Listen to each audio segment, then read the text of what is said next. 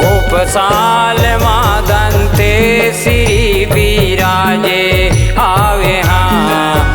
गोपसाल मादंते श्री विराजे आवे हाँ। गोपसाल मादंते श्री विराजे आवे हाँ।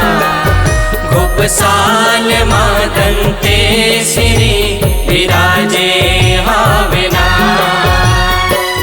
श्रृंगार साजे हावे हाँ। गोपसाल मादंते श्री विराजे हावे ना।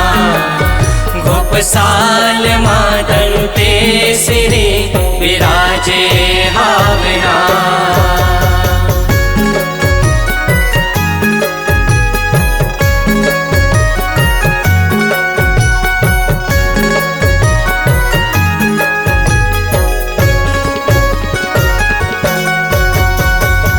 बस तरल दंते श्री गोपसाल आए। गोपसाल आए हो माया गोपसाल आए। गाँव भर के डोंगरी ऊपर आसन बिछाए। आसन बिछाए हो माया आसन बिछाए। सीताराम प्यारे से वो भागीला बनाए। भागीला बनाए हो प्यारे भागीला बनाए। माना महतारी ले भागी वरदान पाए। वरदान पाए हो भागी वरदान पाए। समाज हावे हाँ। गोपसाल मादंते श्री विराजे हावे ना। गोपसाल मादंते श्री विराजे हावे ना।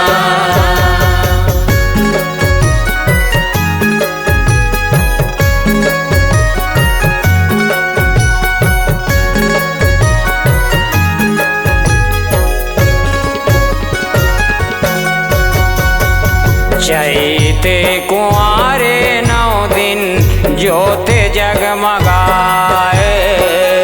ज्योति जगमगाए हो माया ज्योति जगमगाए। गायत्री जग 9 दिन करके तोला मनाए।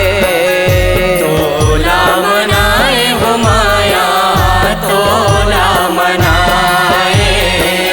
पंचमी के 16 सिंगार चढ़ाए।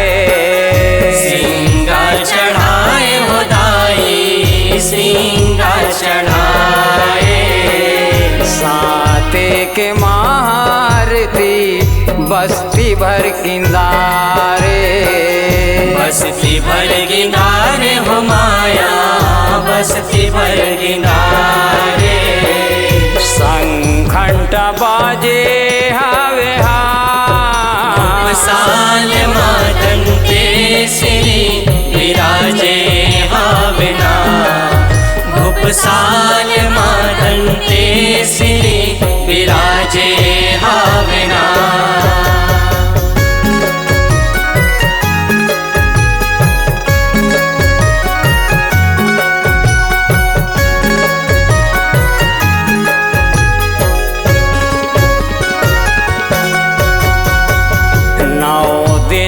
सगरो परानी पाए तोरे दर्शन।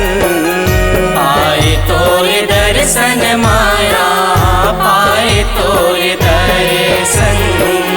पान फूल नरियर तोला देके कर परसन। देके कर परसन माया देके कर परसन। तन मन सुमिरन करके मन ला करे अर्पण। मन ला करे अर्पण माया मन ला करे अर्पण। दंते सिर मंडली बिजू गाय सेवा भजन। गाय सेवा भजन माया गाय सेवा भजन।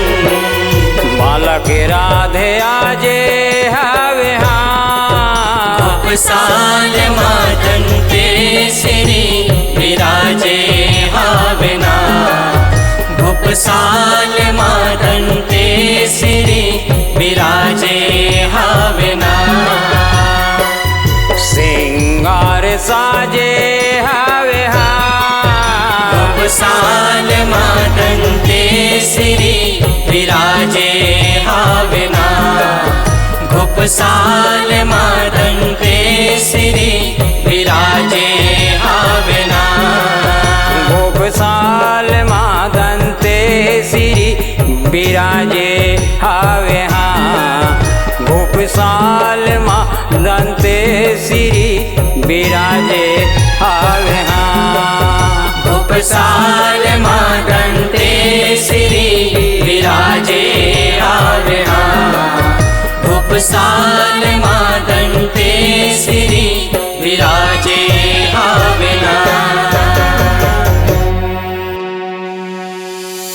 अपनी आवाज को नई पहचान देने पर प्रतिबद्ध Kanha digital recording studio Dongargaon. Mobile number 7247630881। Kanha digital recording studio Dongargaon.